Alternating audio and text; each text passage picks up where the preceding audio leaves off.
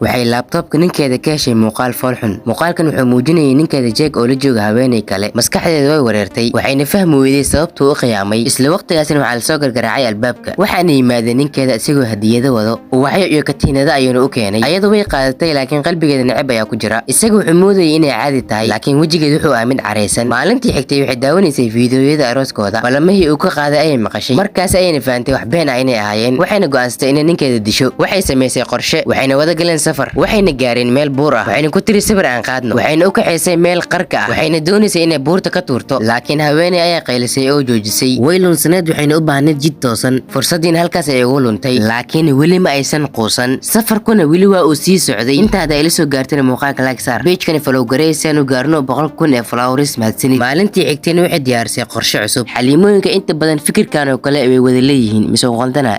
haddaba waxay si qarsoodi u diyaarisay qalab. waxay wax ka bedeshay qalabka badbaadada ee Jake. dadkuna waxay bilaabeen inay fuulaan doonta. ninkeedan waxa uu xirtay qalabkii ay ayadu wax ka bedeshay. waxayna dareemaysaa in qorshuhu uu shaqeynayo. midaasna waa ay ku faraxsan tahay waayo waa khiyaanoole. biyuhu way kaceen waxaan yimaaday hir weyn. ninkeeda Jake waxa uu ku dhacayaa biyaha. ayadu waxay filaysay inuu dhiman doono. kadib Jake wuxuu soo baxay isagoo gargaar dalbanaya. Liizana waxay ku qasbanaatay inay caabiso. kadib hir kale ayaa imaaday. Liiza lafteeda xitaa biyaha ayaa ku dhacday. Jake ayaana badbaadiyay Liiza. kadib Liiza waxay muujinaysay dhoola cadeen been ah laakiin argoosigeeda weli wuu socday. waxba igama dhintaan alaabta camal. habeenkii Liiza waxay maqashay Jake oo si qarsoodi u hadlaya. qalbigeeda mar kale wuu jabay. maalintii xigtay waxay u bixin socod keynta ah waxayna la kulmeen haweeney la yiraahdo Anna. Liizana si degdeg ah u shakiday. Jake wuxuu sheegay inay tahay saaxiib shaqo. waa kuwan xaliimooyinkeena. ninka hadda wax ka shakiyaan biyaha la korkarsanaa waa la guwa. almiin meel ka tuurno saano kale waa ninkadeesa yaaqay in la dhuunto waayo. kadib saaxiibkeed ay yimid afartoodin waxa ay wada galeen safarkii keynta. waxayna ka gudbeen buunta xariga. waxa ayna aragtay ninkeeda oo haweeneyda si qarsoodi ula hadlaya.